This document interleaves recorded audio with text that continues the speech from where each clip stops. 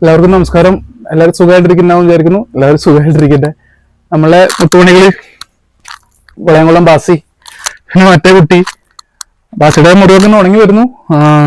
ആ കുഞ്ഞിന് പുറത്ത് മുറിവ് കുറവുണ്ട്, പക്ഷെ എന്താ പറയാ, ചെറിയൊരു സ്കിൻ ഡിസീസിന്റെ എന്തോ ഒരു പ്രശ്നം പോലെ കാണുന്നുണ്ട്. അപ്പൊ ആ കുഞ്ഞിനായിട്ട് ഹോസ്പിറ്റലിൽ പോകണമെന്ന് വിചാരിക്കുന്നു.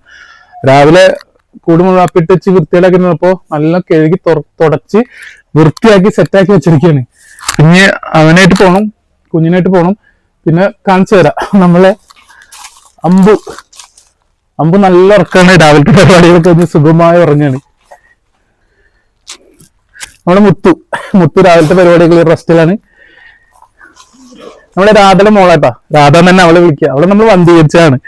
പിന്നെ ഇതാ എല്ലാവരും കളികളൊക്കെ കഴിഞ്ഞ് രാവിലത്തെ പരിപാടികളൊക്കെ റെസ്റ്റിലാണ്. കുഞ്ഞാ പിന്നെ ഇതാ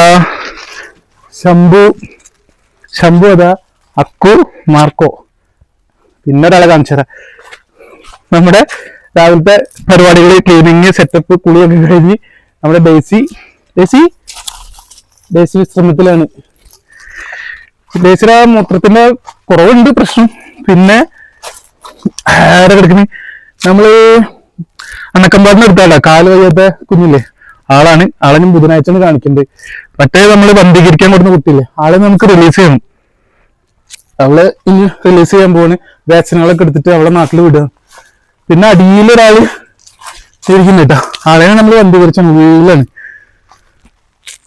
പിന്നെ മലപ്പുറം ജില്ല എന്ന് പറയുമ്പോൾ ഒരുപാട് കേസുകൾ, ഒരുപാട് പേര് പല സ്ഥലത്തും വിളിക്കും, ഷെയർ ചെയ്ത് ലിങ്ക് ഷെയർ ചെയ്തുകൊണ്ടേയിരിക്കുന്ന മലപ്പുറം ജില്ല എന്ന് പറയുമ്പോൾ ഒരുപാട് താലൂക്കുകൾ, ഒരുപാട് പഞ്ചായത്ത്, അതിലൊരുപാട് വാർഡ്, അങ്ങനെയുള്ള ഒരു സ്ഥലമാണ്.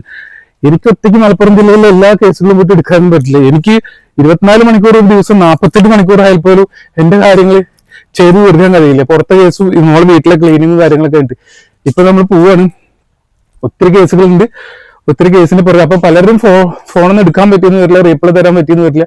വിചാരിക്കുന്ന പോലെ എല്ലാവരും ഷെയർ ചെയ്യണ പോലെ മലപ്പുറം ജില്ലയിലെ കേസുകളൊക്കെ പറഞ്ഞു ചെയ്യാൻ നമുക്ക് പറ്റില്ല. ഒരു സാധാരണക്കാരായ ഒരു മനുഷ്യൻ മാത്രമാണ് ഞാൻ. അത് മാത്രമല്ല, നമുക്ക് കുടുംബത്തിന് വേണ്ടിയിട്ട് ജീവിക്കണം, അവരുടെ കാര്യങ്ങളും നോക്കണം, ഇവരുടെ കാര്യങ്ങളും നോക്കണം. അപ്പൊ എല്ലാതും പറ്റുന്ന പോലെ ചെയ്തുകൊണ്ടിരിക്കുകയാണ്. അപ്പൊ ഓക്കെ, കാണാട്ടോ.